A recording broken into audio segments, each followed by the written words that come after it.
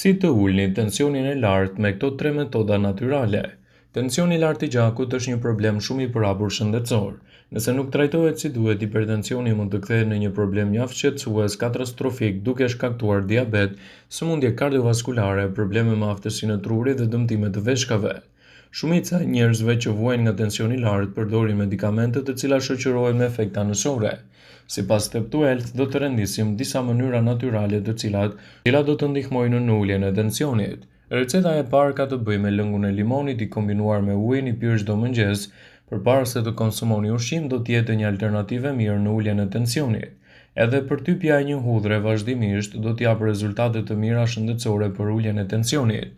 1 deri në 2 thelpi hudhër në ditë janë më së të mjaftueshme.